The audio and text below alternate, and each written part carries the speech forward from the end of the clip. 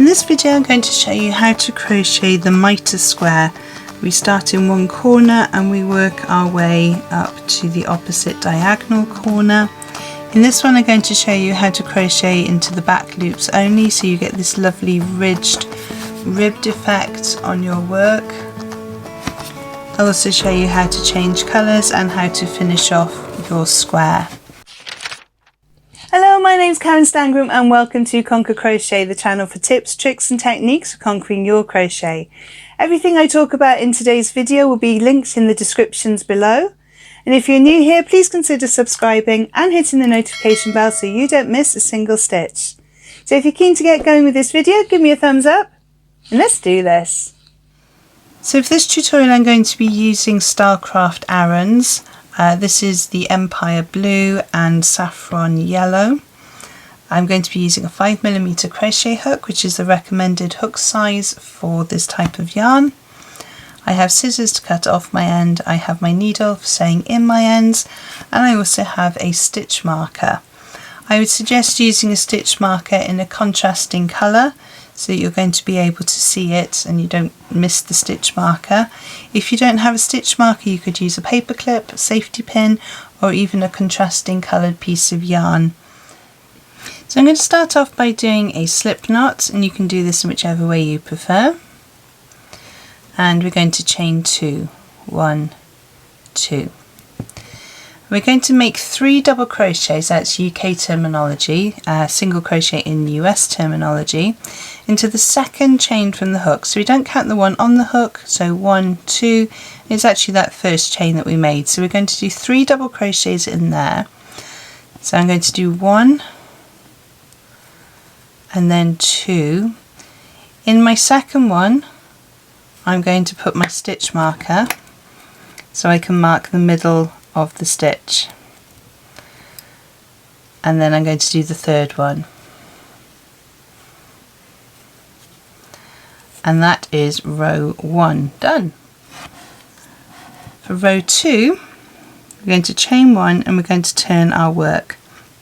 That chain 1 does not count as a stitch throughout the whole piece, so we're always going to be working into that first loop. So rows 2 through to 12 are exactly the same, and we're going to work into the back loops. So we're going to go into the back loop, so you can see where you have this V for your stitch. This is your front loop, this is your back loop, and we're just working into the back loop, and we're going to do a double crochet into the back loop there. I'm going to take out my stitch marker because I know I'm at my middle stitch, and I'm going to do 3 double crochets into the back loop of that stitch. I'm going to replace my stitch marker in the second one. So that's 1 and 2. Pop my stitch marker back in.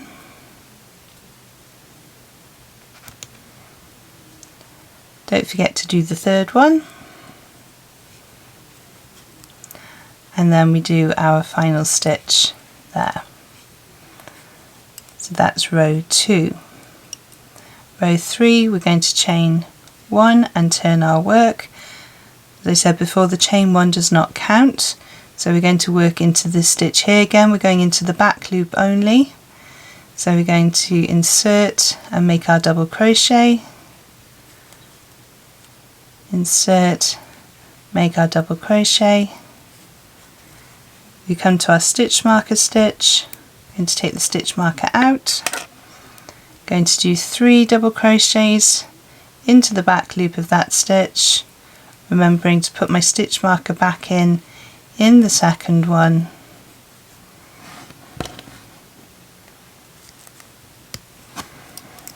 not forgetting to do the third one, and then 1 double crochet in the remaining stitches.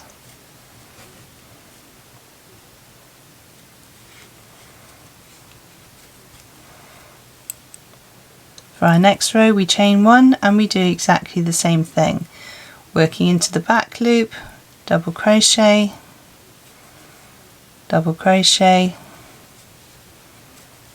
double crochet, all into the back loops of those stitches.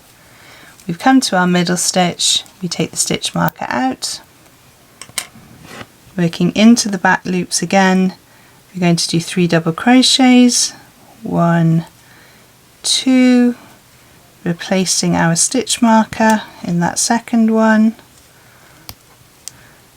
not forgetting to do the third one, and then working into the remaining stitches of that row into their back loops.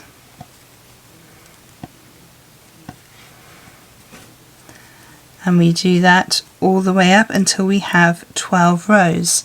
So work your way up to your 12 rows and join me back and I will show you what we need to do next. So I finished my row 12 here.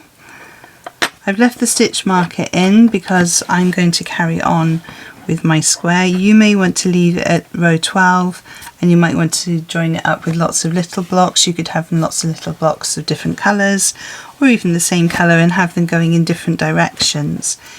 You can crochet into both parts of the loop, not just the back loops like we've done.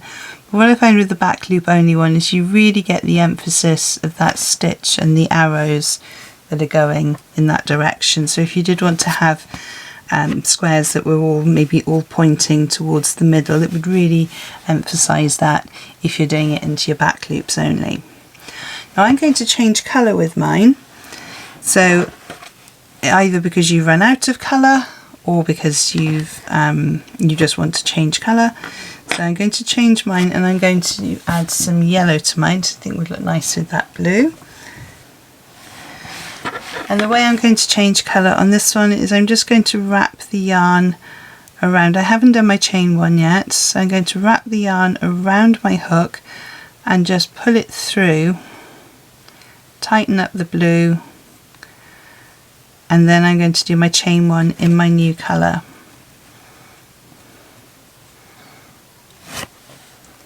I'm going to turn my work and then I'm going to work into my back loops in exactly the same way, but I'm just going to go across a couple of back loops first.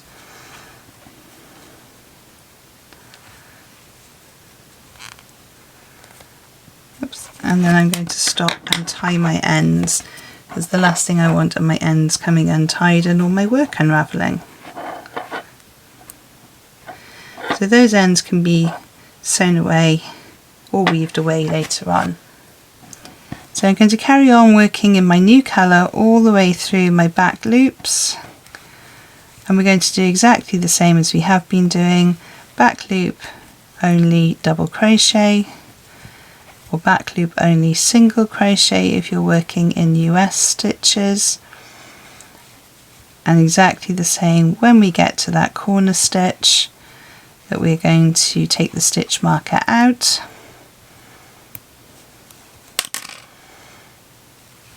work 1 stitch, work 2 stitches, put your stitch marker back in, remembering to do the 3rd stitch, and then working back down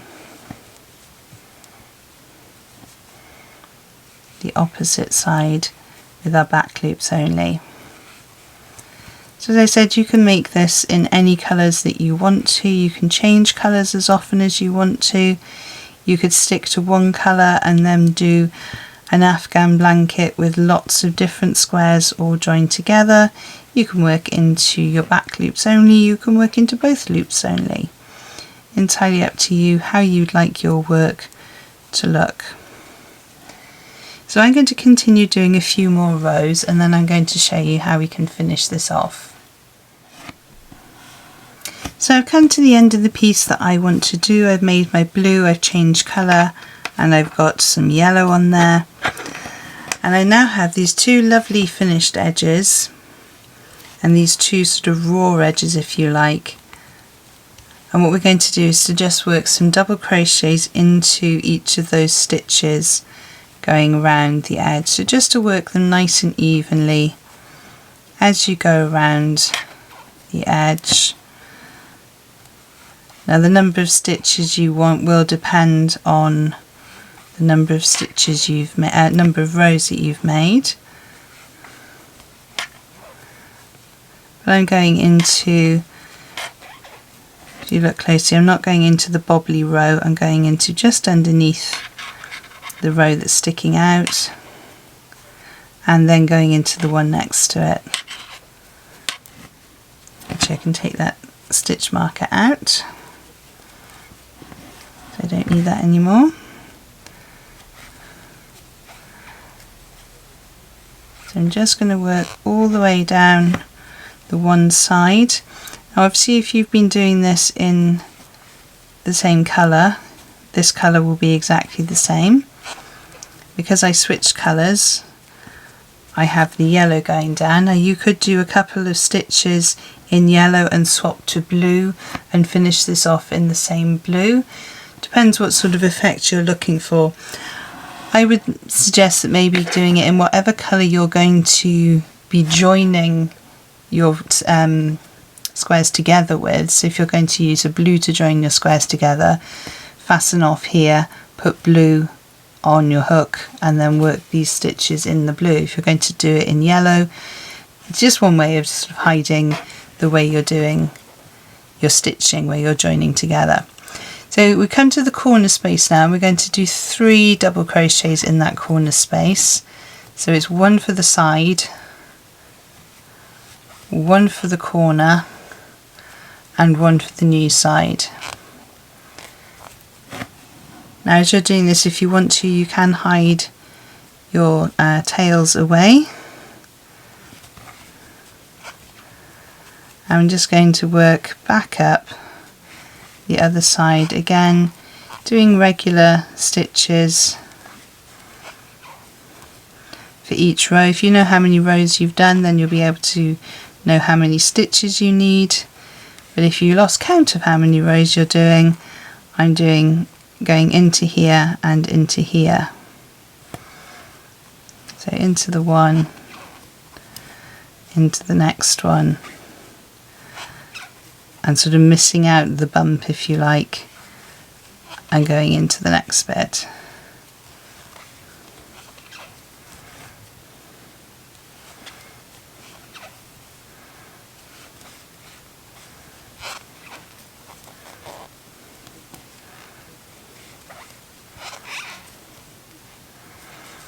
And then when you get to the last corner, you just want to do a slip stitch into that first stitch that you made.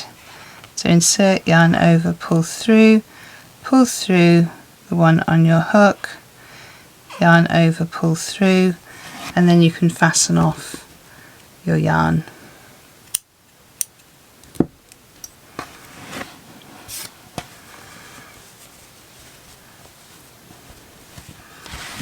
And there is your mitered corner. Obviously we've got some ends to weave away there. Looks equally good on the front and the back really. But this one is the front because that's the way we've been doing our stitches.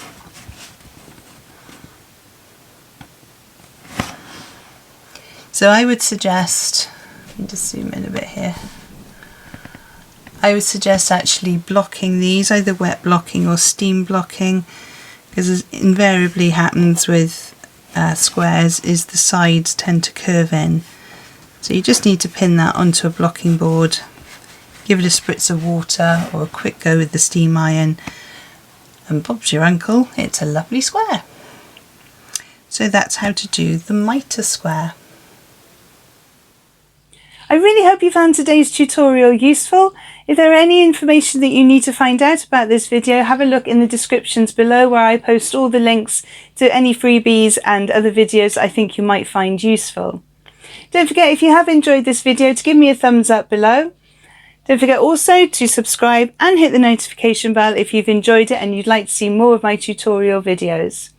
There are 2 other videos on screen to help you on your crochet journey, and I will see you over there. Thank you so much for joining me on this one, and happy hooking!